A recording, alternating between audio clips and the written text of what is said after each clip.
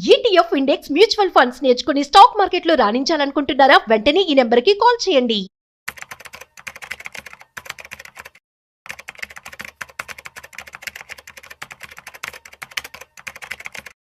నేను recent times లో మన ఛానల్ ఉన్నటువంటి కామెంట్స్ అన్ని కూడా లిస్ట్ చేసుకున్నాను. సో అందులో ఫిల్టర్ చేసి డెసిషన్కి వచ్చింది ఏంటి అంటే, మీ అందరికీ కూడాను స్టాక్ మార్కెట్, అదేవిధంగా mutual funds or else financial planning అనేది చాలా మందికి కూడా అవగాహన లేదు అని చెప్పి నాకు అర్థమవుతుంది.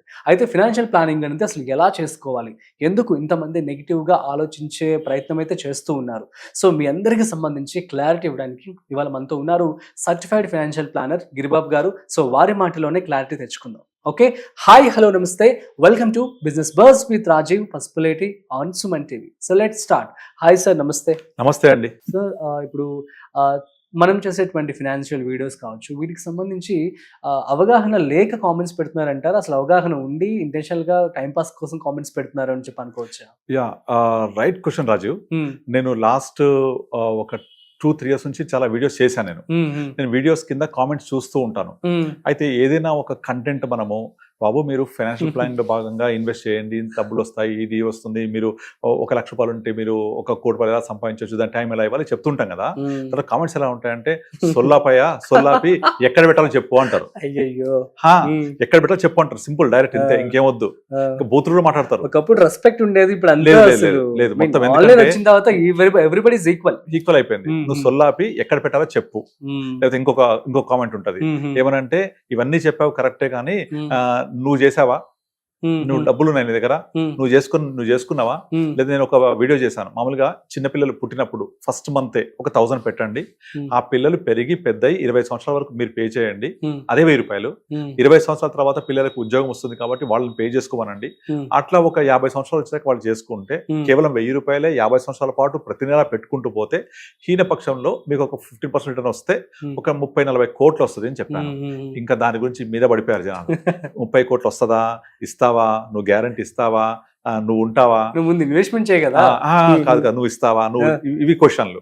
ఆ తర్వాత మనం ఏదైనా ఒక ఇన్వెస్ట్మెంట్ గురించి మాట్లాడితే ఎక్కడ పెట్టాలో చెప్పు, ఆ తర్వాత నాకు ఏ ఫండ్స్ చెప్పు, ఈ చెప్పకుండా ఈ సొల్లు చెప్తున్నాడు, ఏదో చెప్తున్నాడు అని చెప్తుంటారు. నేను వాళ్ళకి ఇచ్చేది ఒకటే సమాధానం ఏంటంటే, ఇప్పుడు మనం ఈ వీడియో ద్వారా, ఇంటర్వ్యూ ద్వారా నా ఉద్దేశం ఏంటి చెప్పడం అంటే, వాళ్లకు ఒక ఫైనాన్షియల్ ప్లానింగ్ యొక్క ఇంపార్టెన్స్ ఏంటి, దాని ఆవశ్యకత ఏంటి. మనము నార్మల్గా ఇప్పుడు టీవీలో ఒక దగ్గు వస్తే దగ్గు మందు తాగండి అని అలీ ఒక యాడ్ తీసుకొస్తాడు, గో కాఫీ సంథింగ్ ఒక యాడ్. తర్వాత కడుపులో మంట అయితే ఈనో తాగండి ఒక యాడ్ వస్తుంది. తర్వాత మోకాళ్ళ నొప్పులు అయితే మూవ్ రాసుకోండి ఒక యాడ్ వస్తుంది. ఇవన్నీ ఏం చెప్తున్నాయి, మోకాళ్ళ నొప్పులకు మూవ్ రాసుకోండి, ఎస్ కరెక్ట్. ఒక దగ్గు మందు వస్తే దగ్గు మందు తాగండి, దగ్గు వస్తే గో కాఫ్ తాగండి. అంటే నార్మల్గా ఇది మనం వెళ్ళి మెడికల్ షాప్ లో కొనుక్కొని, బాబు నాకు గో కాఫీ ఇవ్వంటే దగ్గు మందిస్తాడు, తాగుతాం, తగ్గిపోతుంది. మరి అన్ని రకాల దగ్గులకు పనిచేస్తుందా అది? అన్ని రకాల మోకాళ్ళ నొప్పులకు మూవ్ పనిచేస్తుందా? ఇది ఒక కంపెనీ మూవ్ అనే ఒక మెడిసిన్ తయారు చేసి వాళ్ళు అమ్ముకోవడానికి చేస్తున్న అడ్వర్టైజ్మెంట్. ఆ అడ్వర్టైజ్మెంట్ ద్వారా నీకు ఏదైనా ఉపశమనం కలుగుతుంది అది రాసుకుంటే. నీకు బాగా కాఫ్ వస్తూ ఉంటే అది గో కాఫ్ తాగితే రిలీఫ్ ఇస్తుంది, అంతే తప్ప దగ్గు తగ్గదు కదా. కానీ వాళ్ళు ఏం చెప్తుంటారు టీవీలో, దగ్గు తగ్గిపోద్దని చెప్తారు. కానీ దగ్గు కారణం ఏంటి? అది లంగ్ ఇన్ఫెక్షన్ అయి ఉండొచ్చు, లేదా థ్రోట్ ఇన్ఫెక్షన్ అయి ఉండొచ్చు, లేదా సివియర్ ప్రాబ్లం అయి ఉండొచ్చు, లేదా మోకాళ్ళ నొప్పి కారణం నీకు మోకాల్లో గుజ్జు అరిగిపోవడం కావచ్చు, ఇంకో ప్రాబ్లం కావచ్చు, అది వయసు మీద పడడం అవచ్చు, బెనకొచ్చి రకరకాల సమస్యలు ఉంటాయి కదా. ఈ సమస్యలకి డాక్టర్ దగ్గరికి వెళ్తే డాక్టర్ ఎగ్జామిన్ చేసి డయాగ్నోస్ చేసి సరైన మెడిసిన్ ఇస్తాడు, సరైన ఒక ట్రీట్మెంట్ ఇస్తాడు కదా. అది పర్సన్ టు పర్సన్ మారిపోద్ది కదా. అలాగే నేను చెప్పేది కూడా ఒక్కొక్క పర్సన్ని ఉద్దేశించి చెప్పాలంటే పాసిబుల్ అవ్వదు. నేనేం చేస్తానంటే, వాళ్లకు ఏం చేస్తే వాళ్ళ యొక్క ఫైనాన్షియల్ ప్లానింగ్ ద్వారా వాళ్ళ యొక్క కెరీర్ సెట్ అవుతుంది, ఇలా మ్యూచువల్ ఫండ్లు చేయండి అని చెప్తే ఆ ఫండ్ చెప్పు అంటారు. అసలు there is no best fund, మనకు సూటబుల్ ఫండ్ ఉండాలి. ఇప్పుడు నేను చెప్పేది 60 సంవత్సరాల వ్యక్తి చూడొచ్చు, 30 సంవత్సరాల వయసున్న వ్యక్తి చూడొచ్చు, ఇక యంగ్స్టర్ 20 సంవత్సరాల వ్యక్తి చూడొచ్చు. సో ఎవరికి తగ్గట్టుగా వాళ్లకు పోర్ట్ఫోలియో సపరేట్గా ఉంటుంది. సో వాళ్ళు మమ్మల్ని అప్రోచ్ అయినప్పుడు మేము వాళ్లకు ప్రాణ పోర్ట్ఫోలియో మీకు సూటబుల్ ఉంటుంది, మీ గోల్స్ వేరువేరుగా ఉన్నాయి కాబట్టి మీకు ఇది బెటర్ అని చెప్తూ ఉంటాం. ఇదన్నీ అర్థం కాకుండా ఇదన్నీ వదిలేసి నాకు మ్యూచువల్ ఫండ్స్ లో పెట్టండి అంటే ఏ ఫండ్ చెప్పేసే ఫస్ట్ అంత ఇది కావాలి. నాకు ఫోన్ చేసి కూడా చాలా మంది, సార్ బెస్ట్ ఫండ్ చెప్పండి అంటారు. అసలు బెస్ట్ ఫండ్ ఉంటుందా? ఉండదు. అలా ఒక బెస్ట్ ఫండ్ అనేది ఉండుంటే గత 5 ఏళ్ల నుంచి గత 10 ఏళ్ల నుంచి అదే బెస్ట్ ఫండ్ గా ఉండాలి కదా. అండ్ మనం ఇన్వెస్ట్ చేసేటప్పుడు చూడకూడదు అనేది, చేయకూడదు ఏంటంటే పాస్ట్ పర్ఫార్మెన్స్ చూడొద్దు. First of all past performance చూస్తే అసలు ఒక ఫండ్ ఎందుకు పెరుగుద్ది, ఎందుకు తగ్గుద్ది, depending on the stock stocks inside the portfolio. ఈ స్టాక్స్ వల్లనే ఈ ఫండ్ పెరిగింది. మళ్ళీ ఆ స్టాక్స్ ఉన్నాయా ఆ ఫండ్ లో, ఈ స్టాక్స్ మళ్ళీ పెరుగుతాయా? ఎప్పుడు మార్కెట్ సిక్లికల్ గా ఉంటది. మీరు 20 years హిస్టరీ తీసుకోండి. 20 years లో 2000 year లో .com బూమ్ ఉన్నప్పుడు అన్ని ఐటీ స్టాక్స్ అన్ని చాలా పెరిగేవి. ఆ సైకిల్ అప్పుడు ఐటీ సైకిల్, తర్వాత ఇన్ఫ్రా, రియల్ ఎస్టేట్, ఆ పేరుంటే చాలు స్టాక్స్ పెరిగిపోయినాయి. 2008 బబుల్లో మొత్తం పడిపోయినాయి. తర్వాత ఎఫ్ఎంసీజీ, తర్వాత ఫార్మా, తర్వాత బ్యాంకింగ్, తర్వాత కోవిడ్, తర్వాత మళ్ళీ ఫార్మా. ఇట్లా ఎవ్రీ 3-4 years సైకిల్స్ మారిపోతాయి. కనుక లాస్ట్ 3 years లో ఏ సైకిల్ నడిచింది, ఏ స్టాక్స్ ఫండ్ మీద తీసుకున్నాడు అండ్ ఎలా చర్నింగ్ చేశాడు, ప్రీవియస్లీ ఎలా ఉన్నాయి, ఆ స్టాక్స్ ఎలా ఉన్నాయి, దీన్ని బట్టే కదా ఆ ఫండ్ పెరిగింది. మళ్ళీ ఆ ఫండ్ చూసి 3 ఏళ్ళు పెరిగింది, 5 ఏళ్ల క్రితం పెరిగింది అని చెప్పేసి దాంట్లో ఇన్వెస్ట్ చేస్తే మళ్ళీ పర్ఫార్మెన్స్ వస్తుందా? తెలియదు, రాదు కదా. కనుక బెస్ట్ ఫండ్ అనేది ఎప్పుడు ఉండదండి, ఎప్పుడు సూటబుల్ ఫండ్ ఉంటుంది. ఆ సూటబుల్ ఫండ్ ఎలా చూడాలి? ఆ స్టాక్ లో ఉన్న, ఆ ఫండ్ లో ఉన్న పోర్ట్ఫోలియో ఏముంది, ఇప్పుడు మార్కెట్ ఏ సైకిల్ నడవబోతోంది. మనము ఎవరు దేవుళ్ళు కాదు. సో బట్ కానీ ఏంటంటే ఇప్పుడున్న మార్కెట్ సినారియో ప్రకారంగా consumption is the next big trend రాబోతోంది. Number 2, banking is under valued, ఇప్పుడు పికప్ అవుతుంది బాగా. కనుక బ్యాంకింగ్ ఎక్స్పోజర్, కన్జంప్షన్ ఎక్స్పోజర్ తీసుకొని అట్ ద సేమ్ టైం మనం కొంచెం multi cap, mid cap, small cap పెట్టుకుని ఒక పోర్ట్ఫోలియో డిజైన్ చేస్తాం. All eggs in one basket ఎప్పుడు చేయం అసలు.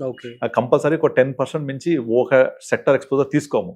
నేను ఎప్పుడు తీసుకోను. కనుక నా కస్టమర్ దగ్గర ఫండ్స్ అన్ని కూడా మినిమం 5, 6, 7, 8, 10 వరకు ఉంటాయి, డిపెండింగ్ ఆన్ ద పోర్ట్ఫోలియో. ఎందుకు అంటే ఒక ఫండ్ పెరగకపోయినా ఇంకో ఫండ్ మేకప్ చేస్తుంది, దాని వెయిటేజ్ తక్కువ ఉన్నప్పుడు ఇంపాక్ట్ పడదు. అలా కాకుండా మ్యూచువల్ ఫండ్స్ 2 ఫండ్స్ పెడితే చాలు, 3 ఫండ్స్ పెడితే చాలు అంటే అది ఓవర్ కాన్సన్ట్రేట్ అవుతుంది. అందులో ఒక ఫండ్ పర్ఫార్మ్ చేయకపోతే impact will be more than 20-30%. అదే అవుట్ ఆఫ్ 8 ఫండ్స్ 10 ఫండ్స్ లో ఒకటి పర్ఫార్మ్ చేయకపోతే impact is only 10%. This is the reason behind the spread in the portfolio. రెండోది, ఇప్పుడు మనము నార్మల్గా సెబీ కేటగరైజేషన్ ప్రకారంగా స్టాక్స్ అన్ని కూడా ఏ ఫండ్ ఎక్కడెక్కడ తీసుకోవాలి కేటగరైజేషన్ ఉంది క్లియర్గా. Large cap is 1 to 100, mid cap is 101 to 250. ఇట్లా ప్రతి ఒక్క ఫండ్ సెలెక్షన్ వెనక lot of science is behind. And ఇదంతా కూడా పర్సన్ టు పర్సన్ మారిపోద్ది. కనుక ప్రతి ఒక్కళ్ళకు అనువైన పోర్ట్ఫోలియో ఉండదు. ఫర్ ఎగ్జాంపుల్, చిరంజీవి ఒక సినిమాలో ఒక షర్ట్ వేసుకున్నాడంటే చిరంజీవికి బాగుంది, మనం వేసుకుంటే బాగుంటుందా? మహేష్ బాబు ఒక డ్రెస్ వేసుకుంటే బాగుంటుంది మహేష్ బాబుకి, మనకు బాగుంటుందా? మహేష్ బాబు హైట్ వేరు, వైట్ ఫెయిర్ కలర్ వేరు, తన కంప్లెక్షన్ వేరు, మనకు సూటబుల్ కాదు కదా. కనుక మాకు ఫండ్ చెప్పేసాయి అని కామెంట్ పెడుతుంటారు. ఎక్కడ పెట్టాలో చెప్పలేదు, సొల్లంతా చెప్తున్నాడు, ఏం చేయాలో చెప్పలేదు అంటే అది ఒక్కొక్కళ్ళకి ఒక్కొక్కలాగా ఉంటుంది. నేను దీనివల్ల మనం ఏంటంటే ఏం చేస్తే బెటరో చెప్పగలం, ఎలా చేయాలో పర్సన్ టు పర్సన్ మారిపోద్ది కదా. సో కనుక మనము ఆ ఒక ఇన్వెస్టర్కి ఒక అవేర్నెస్ క్రియేట్ చేయడం వరకే మన బాధ్యత. అంతేగానంటే నువ్వు ఇప్పుడు ఇక్కడ నుంచి విజయవాడ వెళ్ళాలి అంటే నువ్వు ట్రైన్లో పోవచ్చు, ఫ్లైట్లో పోవచ్చు, బస్సులో పోవచ్చు, కార్లో పోవచ్చు, 2 వీలర్ పోవచ్చు. కానీ ఇవన్నీ ఎలా డిసైడ్ అవుతాయి? నీకున్న టైం అండ్ మనీ బట్టి. నీ దగ్గర మనీ ఉన్నాయి, టైం లేదు, విమానం వెళ్ళు. ఓకే, మనీ లేవు, టైం ఉంది, ట్రైన్లో పో. లేదు, కొంచెం లగ్జరీ కావాలి, కార్లో వెళ్ళు. ఎక్కడైనా విజయవాడ చేరుకుంటాం. కనుక నీ యొక్క వెహికల్ అనేది రిక్వైర్మెంట్ బట్టి, నీడ్ బట్టి, అవైలబిలిటీ బట్టి మారిపోతుంది కదా.